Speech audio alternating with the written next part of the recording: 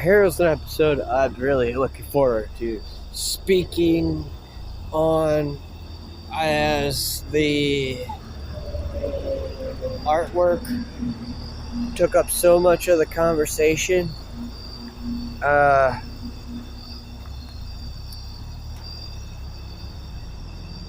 We got to have the opportunity to actually delve into the creative process.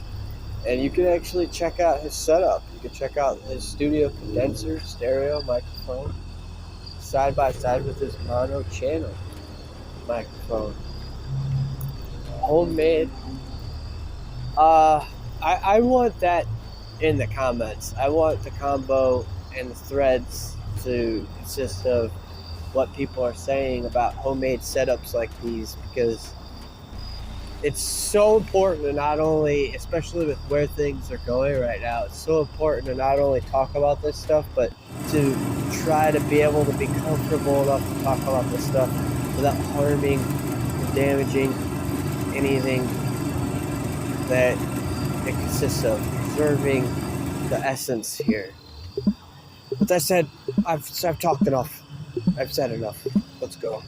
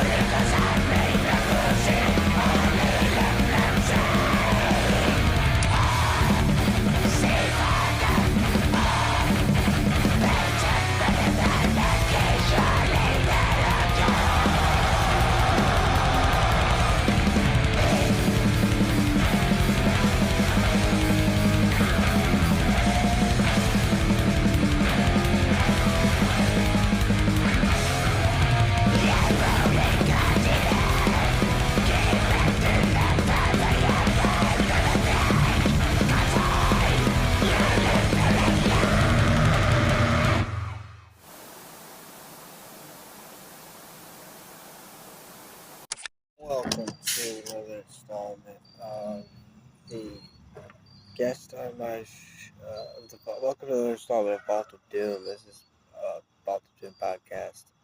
I'm Mickey GemInEye. I'm hosting a guest for this episode.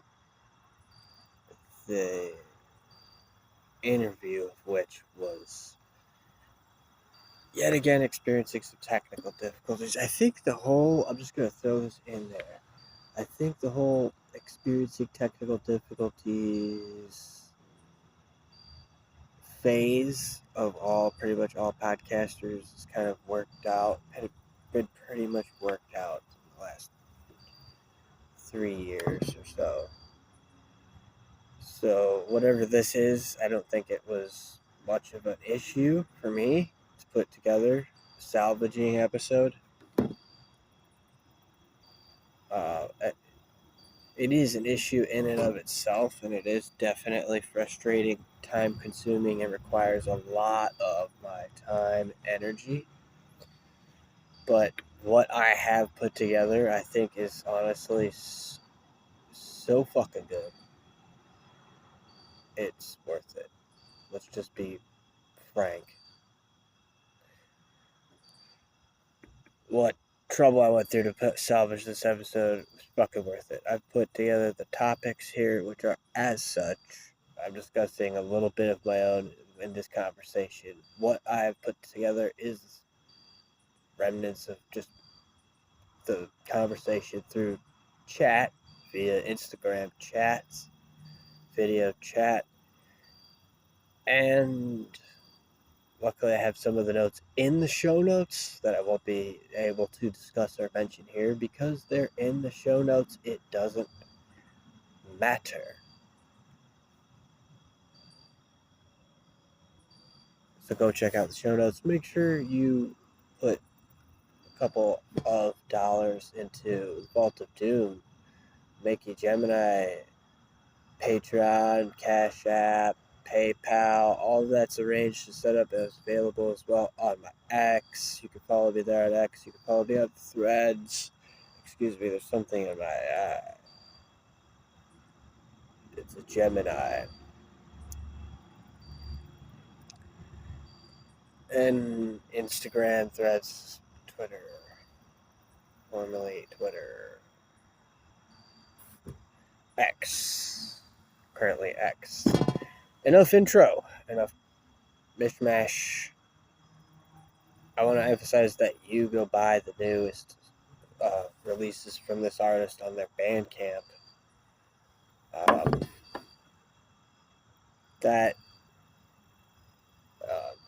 That artist that I've interviewed on here, the one that I referred to, has also multitude of side projects, some of which have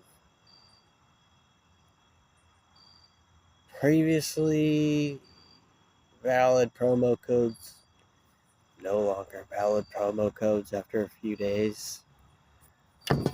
So go and DM him. Go and drop a comment to him and say, I want this album and I don't want to throw you $1, so can I get promo codes? I fear that, honestly, that the artist that I referred to has honestly gone through a little bit of trouble post-chat from me having to put so much trouble putting together the episodes. So, with that being just kind of a potential elephant in the room, I want to air that out a little bit. That I can't never know. I can't ever know. I won't know. I don't know. I can't ever do anything but assume. I just have to go off of basic common sense as much as it makes sense to do so, and then not exceed that limitation of how far my common sense I'm willing to go with common sense. That I had to have my technical difficulties on my end. I had to chase this guy down a bunch and ask a couple things. What track? How can I get this track? What's the pre-chat. What tracks would you like on here? All this stuff. And these are things I literally, like I was saying, not only am saying is worth it, I don't mind. I don't mind. Especially it's considering that it's just me saying that it's worth it is great enough place to leave it at. Great, just say it is fucking worth it, leaving it at that. Maybe I could get started here into the topics. I talked, like I started trying to say here, a little bit about my own projects. I talked a little bit about relativity between what I'm relating to on his stuff, but what I'm really not relating to on it all are a whole fuck ton of his creative process techniques, such as minimal effects. He says he's using minimal effects. However, we did relate on a few things like that. It's a go-to currently to be for him and I to be on a lot of experimental aspects for our creating our tracks, mixing those tracks, mastering those tracks. I don't do too much effect application. So, with that being one of the main things that I didn't relate to in the creative process, there is the other one, and that concerns death metal, where literally one of the promo codes mentioned, one of the side projects mentioned, is all instrumental death metal. And I mentioned on there, as I said, it's a scrap chat is scrapped. So I'm just going to revert to saying that that's what I said is the instrumental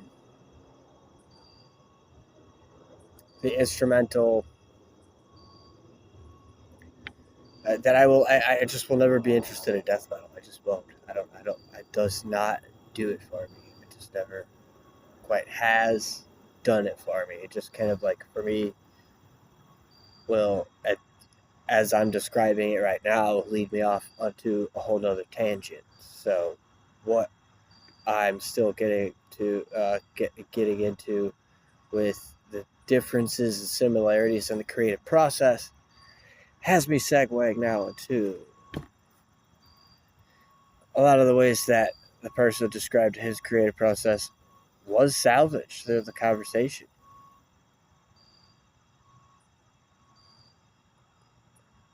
Such as he's using this orifice to express the darker emotions, express his darker side, that it always has helped him with doing something, as a tool for doing something with this side of himself. That, and I actually managed to yank right out of this guy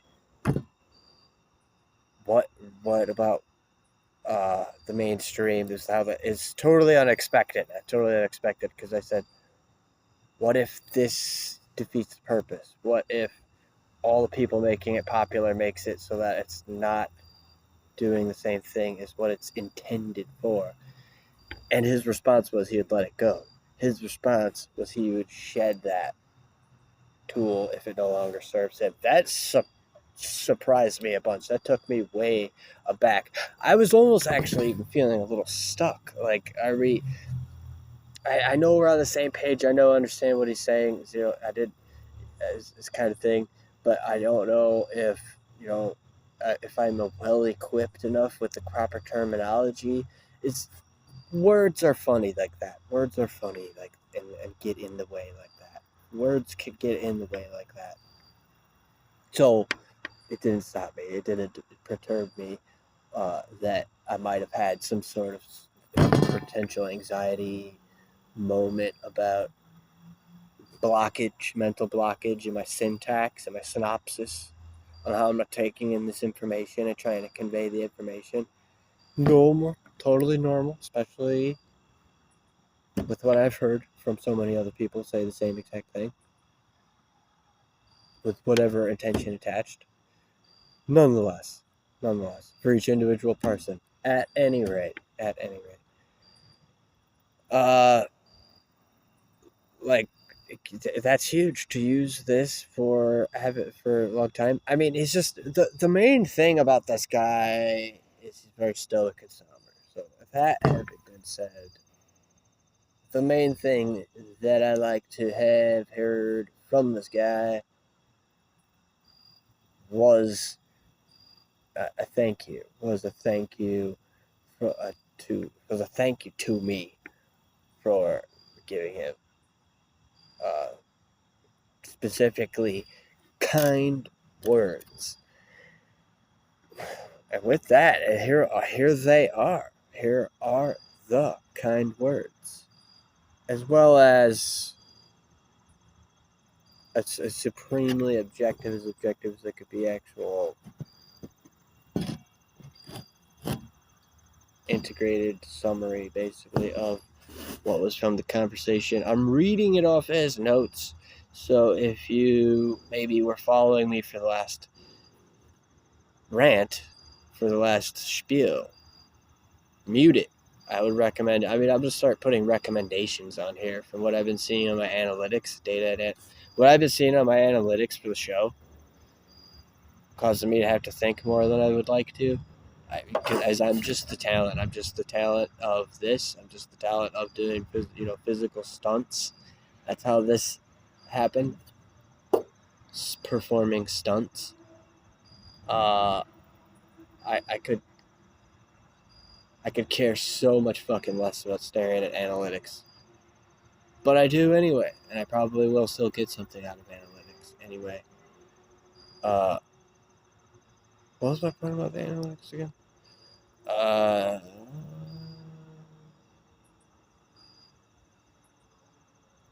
I think the analytics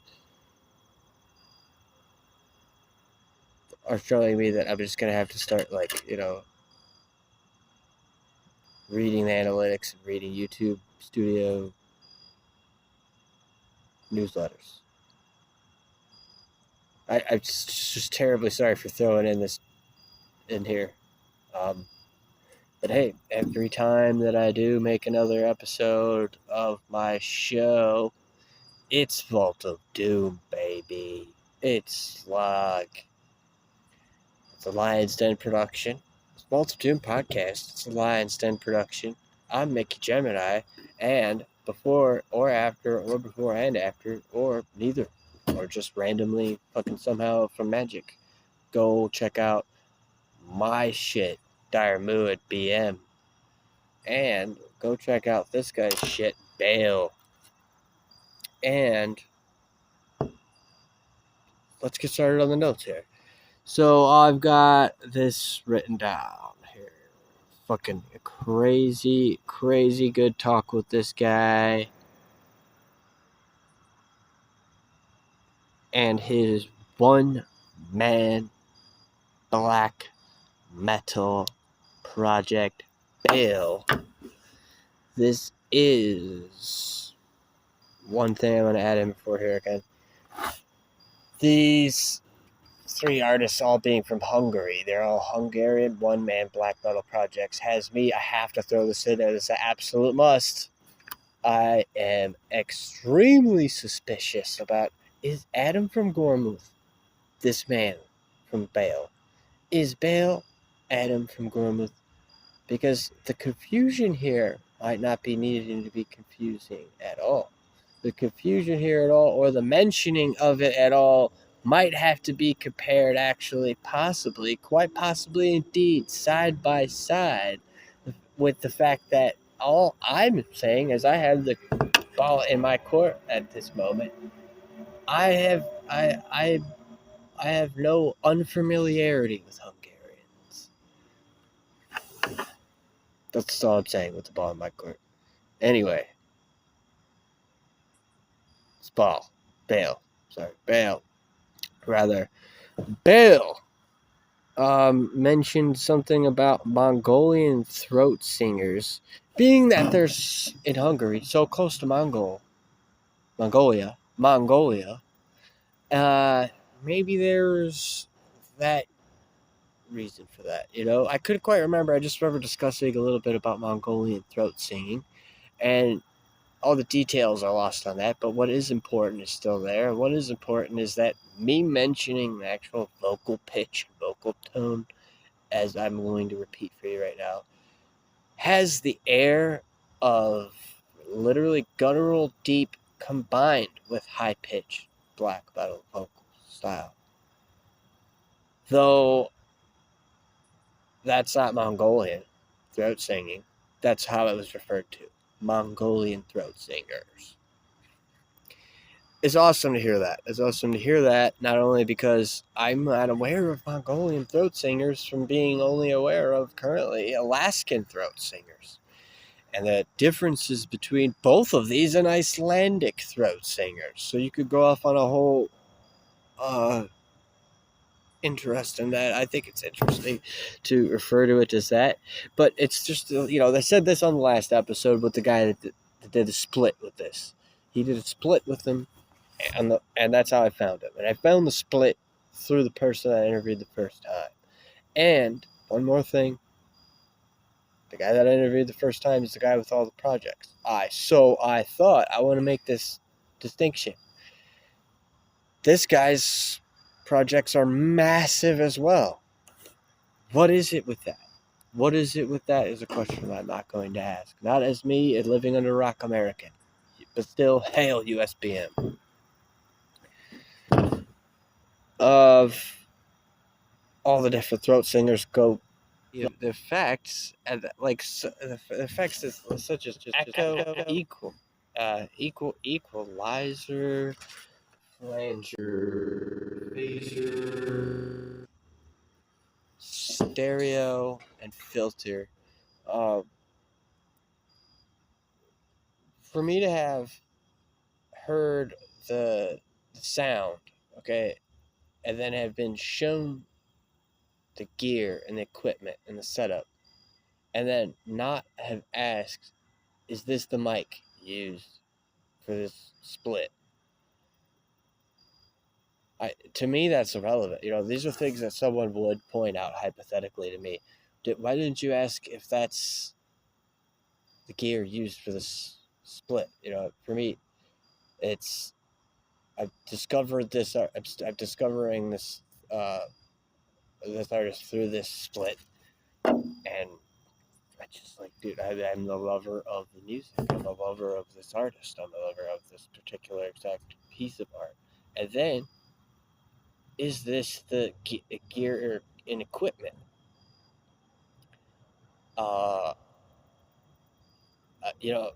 Now I'll say, but it's anybody can follow me in that on the conversation. Follow me on the socials. Follow me in the conversation.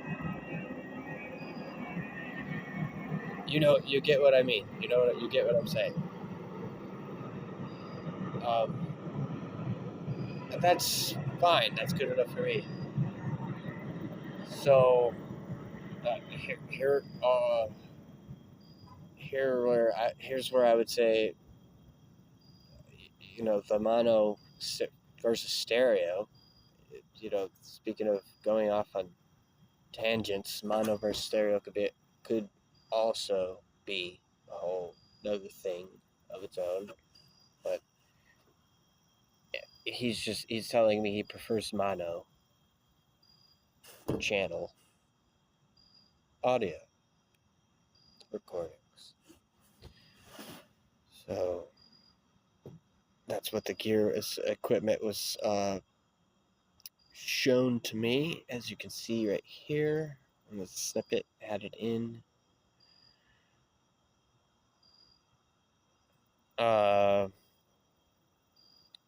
It's just, it's not only that, but it's like a makeshift thing. That's extremely inspiring for me, because then I'm not only not tuned down and turned off tuned in and dropped out to the concept and idea of DIY, but that's actually like really cool looking. And he's saying specifically it's DIY, it's a homemade project,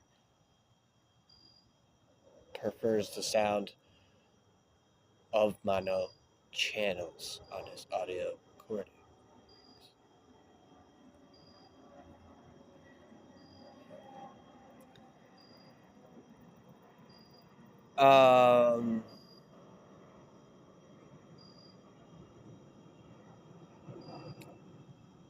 Literally, this is just a hodgepodge of notes here. It makes it so much more enjoyable.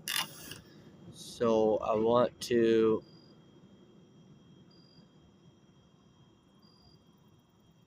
continue on down the line here. So again, re-emphasizing it extremely briefly that using this as a tool for expression of the darker emotions and letting it go when it no longer serves him, it taking me aback. I spoke on my reaction. I didn't broach the topic of what he's saying is not tying into AI, but we started off the whole conversation with artificial intelligence.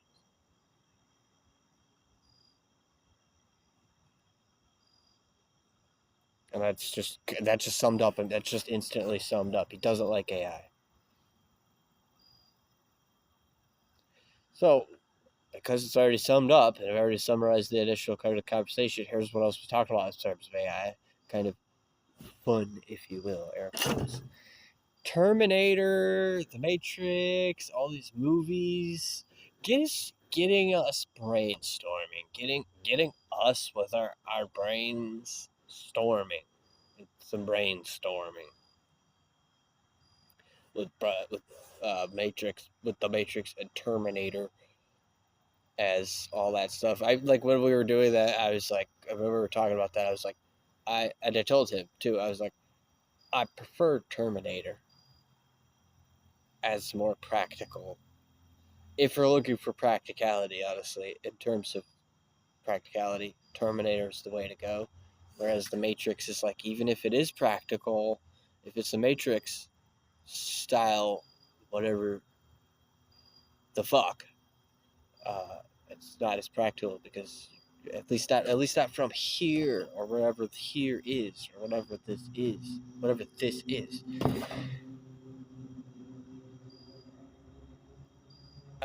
He also illustrates the concept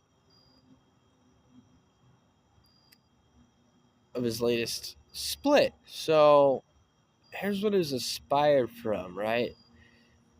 He's I'd have to ask him again. I'd have to ask him again for that. I don't know. He told me what it's inspired from, and I couldn't have the sense to write this stuff down properly. You know, does this make for a better episode? Does this make for a not better episode? I wouldn't even begin to think about pondering about it, but defines. He's inspired. He defines his one-man projects. Uh, if I wrote with eloquence, I think that would be right. I think that's how. Even if I'm mistaken, it's a good mistake. It's beautiful disfigurement. It defines his one-man projects as eloquence. One word, eloquence. The most relative tool coping with the most effective tool as coping with dark times. Another thing about the one-man projects is I wanted him to define specifically the one-man projects and the genre itself. He states that the genre itself should be about expressing freedom and that the one-man projects is the most effective tool for coping with dark times. I shared that it's not just a lifestyle, but an ideology, and he agreed, and that was that. Cheers to that. There were a few challenge points, however, that's where I'm going to get into challenge points here, such as the mentioning I mentioned of my submission to atmospheric black metal albums on YouTube, and told him that the feedback that I got from them, that it's not black metal and it needs to be more, it's not atmospheric black metal and it needs to be more black metal. And he said, didn't that make you angry? He asked me, didn't that make you angry? And I said, it drew out of me an honesty and further inspection. Because that's where I needed to, I needed to tell him that was my response. It didn't necessarily make me angry. His question didn't draw out the honesty and further inspection. The rejected submission to atmospheric black metal albums drew out an honesty and further inspection in me to give big shout outs to the background noise. I guess that's like just as added, it's just as much of an added addition to the quality of my content as what's already there. That's adding to the quality of the content. Who knows what the quality of the content will be like under soundproofing room. No one knows. It was more important to accurately observe how it was received and respond accordingly was my honest answer. That was my honest answer to him. So those are the two questions here. The rejected submission drew out an honesty and further inspection. His question, how if it made me angry or not, was accurately observed. Because this is him asking me if it makes me angry. It's like, I mean, that's obvious, but just to be really happy to be here for, first of all, and then to and then to be like quite frankly, again, since we are being frank, how am I supposed to express or how tell people, how are people supposed to know that I'm happy to be here? I don't fucking know. I don't know. No one knows that either, and I guess talking tech a little bit had me not only not interested, I'm pretty sure we talked only briefly about it because I just said something about tech. I was in awe about the DIY thing. I wrote in awe here on my notes. It says, talking tech, I left a bit for awe of the makeshift mono mic. I don't know.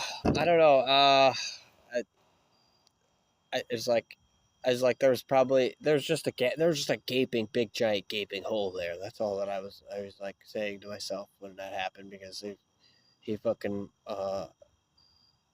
is showing me this cool thing. All I could say is like, it's DIY. But again, these are basically, this is a recapitulation. I'm not gonna even put that as the title. It's just gonna be here exactly 30 minutes in to this segment, of course. How far is it into the actual show? I don't know. Like 50 minutes in or something, Am I thinking that much about the tech? No. Am I thinking that much about how far in it is that I said I called it a recapitulation? No. Am I thinking about the album art? Fuck yeah. Okay.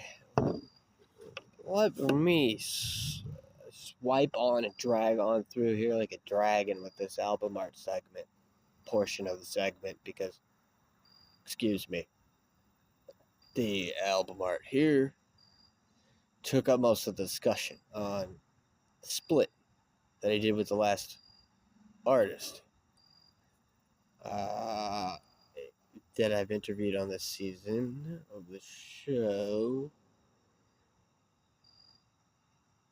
And discerning themes between other artists led to his photography as the highlight of this portion of this of this part of the conversation as that not only does this artist not like AI, but he's a photographer. So he can just use his own photography. He doesn't need to like AI. And I see where I'm going there now with my tone. I need to change change my tone here. Change my attitude's fine. It's my tone that I need to work on a little bit here. But him being a photographer means that he has no need for AI. Talked a little bit about the same album art as it's a split. So we talked a little bit about the same album art with the last artist that he did split with on the last episode, as it's just described as the blurry, foggy, misty woodland.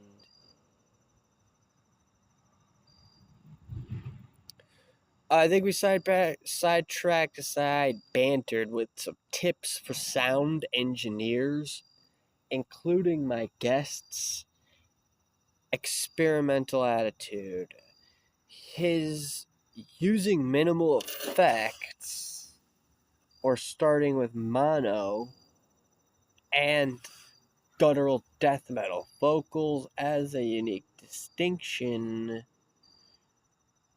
separate from sounding like everybody else. He's emphasizing not sounding like everybody else, especially in this genre that in his neck of the woods, it's common that everybody sounds like everybody else. Oh, what a lovely thing that would be, that I would be able to have that freedom.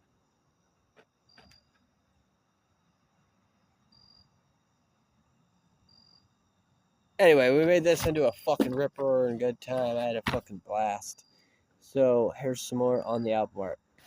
On the artwork, he states that the tones shown to have two outside mini influences is going to keep your originality. It's just another side banter here about not sounding like everybody else and not having too many outside influences affect your originality. As the album art switched from his split, his project, and his album art, we moved on to Adam's, and how I mentioned that it's antiquitous. He clarified that it's because Adam likes oil paintings. So the whole process with that is what he's saying.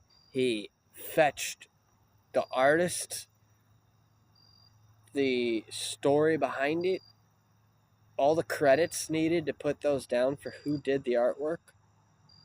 That's his thing. He likes that whole process. And my guest here this episode does his own photography. So that's, it's not only a distinction, it's just like to be there in the distinction. That's the icing on the cake, if you will, cherry on top, what have you.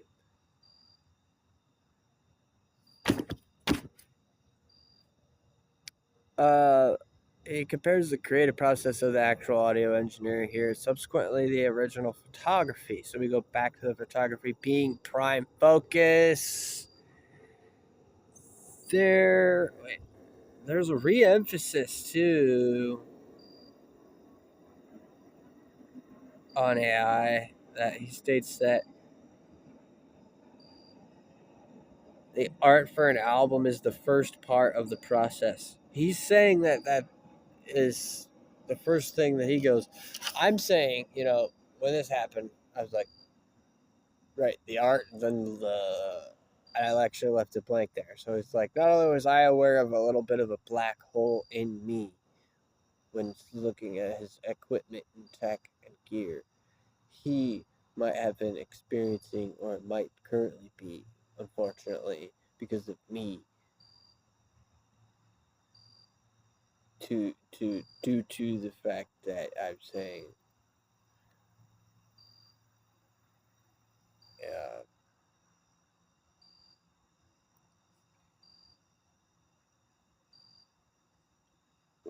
So you do the album art, and then lyrics, and then guitar, and then, or you do the album art or the lyrics, and then lyrics, or you do the album art and then the guitar, or you do the album art and then the drums.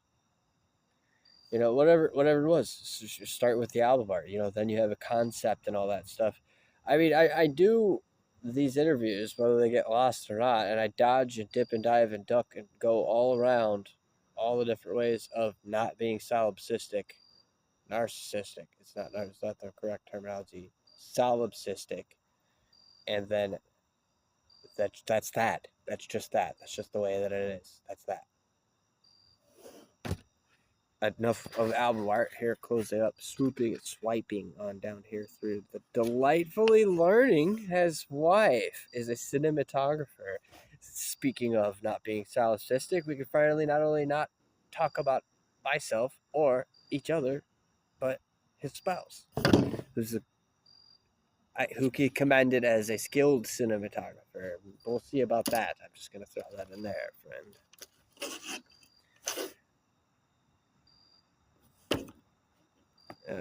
He made she made some of the masks that you can see here in this clip added right now. I almost jumped out of my skin, honestly, to poke and prod about all this stuff, but I was like, we went from AI to creative process to tech to album art to back to creative process, and I was like, we got a good rhythm going. I don't want to jump out of it. Start talking about these swords that you see here. But the masks are cool, and well, enough. Other art pieces. That's exactly where I was going. But still, enough of the stuff that's on the wall. Other art pieces such as weapons. I mean, like the swords. These old school medieval. It just gimps my gullet. It just gimps my giblet. Well, the swords, actually, let me actually specify. I'm sorry, I'm mistaken there, actually. I shouldn't apologize. I'm enjoying myself, but whatever. The weapons, those were his grandfather's, and the masks made from his spouse. All right. And this, I find, calms the savage historian in me. I'm so glad I wrote that down, just so that I could share it in the way that it was written down accurately. As will such artifacts for other classical contemporaries. Tasteful and astute gentlemen such as Bale, he's expressing interest in listening in listening to other artists. I'm seeing this as I'm like, I added in so many details of notes after this due to the fact that I don't know. Well, I don't know why. I don't know why. And I sort of feel the same. And maybe there's something to it. Maybe it's in this what I wrote down. I don't know, but it says here.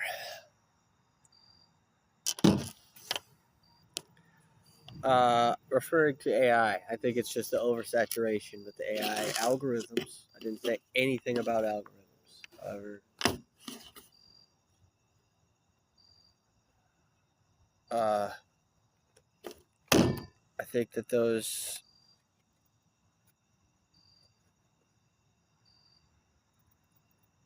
can just make it easier for people to lose interest in artists when they're all thrown at you like that. So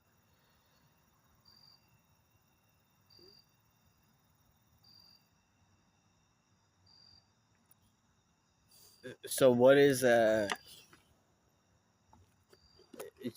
difference then, I guess, with artists now oversaturated and then artists back when you had to hunt it down. I mean, this is like, I've heard this before, so it'll sound that way. But it's like,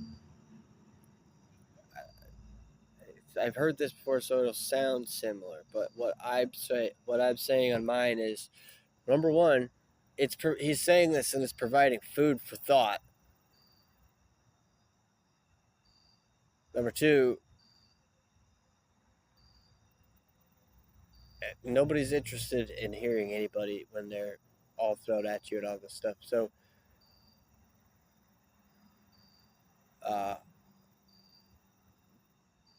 that's not, that's not doing anything but forcing me to search for specific artists and all that. And there are those who have a problem with this and those who don't. So is he sharing that with me then? Is he going to share that with me? That he's saying to tell me, or to everybody? Because in this conversation, he's sharing everything with me. In non-technical difficulty conversation, he's sharing it with the public. And it's just that the frustrating aspect would be going a little bit further in. The frustrating aspect of it then would be is that you already were looking for something specific. Now you're looking for something specific, and you have all these fucking artists thrown at you that you definitely care less about. It just makes you not like them anymore. There's just like even more. It just makes you, excuse me, it just makes you not like them even more.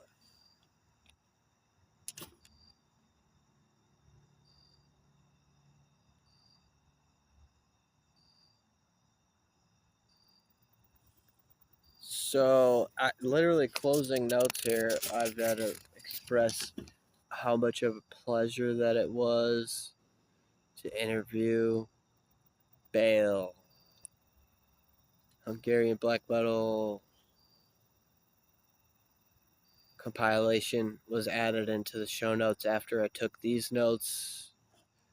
As it's got some sort of its style of its own scene. I want to voice that explicitly. This style of its own has so many more, so much more deepness in the vocals. You be the judge. You tell me. You let me know in the comments, and you tell me. As I'm, doing my thing when listening to that compilation that I was referred to. I'm doing my thing when I'm listening to this split. And furthermore, I have to say, it's literally like me doing the best thing of all.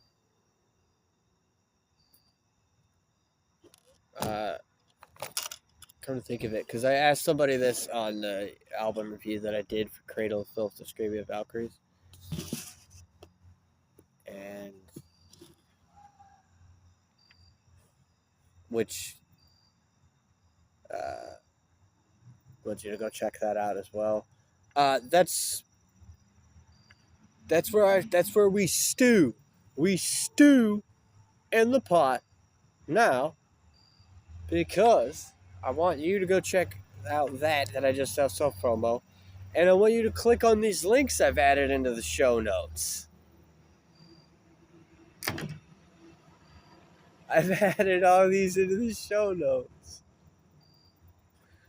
I want to thank you guys for watching. If you are interested in seeing more, please click subscribe and then hit the bell. Be notified for the notifications for the new ones, as you will never know and can never tell when Mickey GemInEye strikes from the vault of doom.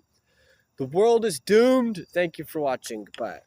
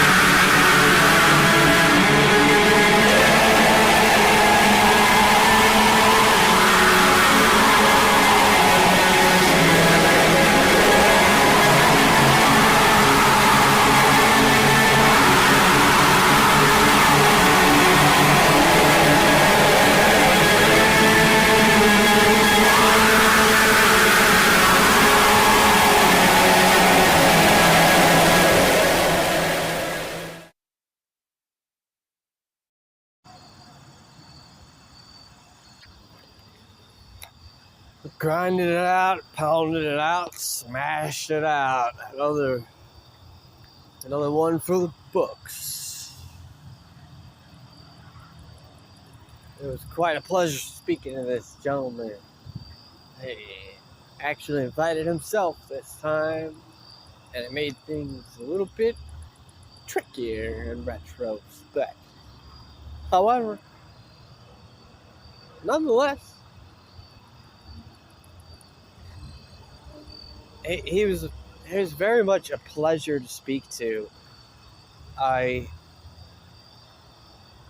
didn't get the chance to show him a little bit of my sense of humor side, but it takes a little bit of getting, that side of me takes a little bit of getting used to. Right now I'm just some talking head blabbing away about black metal music all day. Anyway, thank you guys for watching. Make sure check out those links in the show notes. I want to redirect you to the recent episodes, the recent uploads that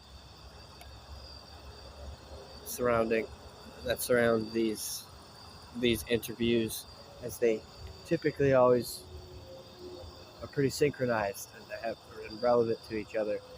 If you are a fan of the show, I'm reminding you to hit subscribe. If you're a fan of this guy's music, go buy his music, go buy his merch. I had the chance to not only speak to this fine gentleman, he happened to have missed a whole shitload. There's always something you miss it, but he missed a whole shitload of questions like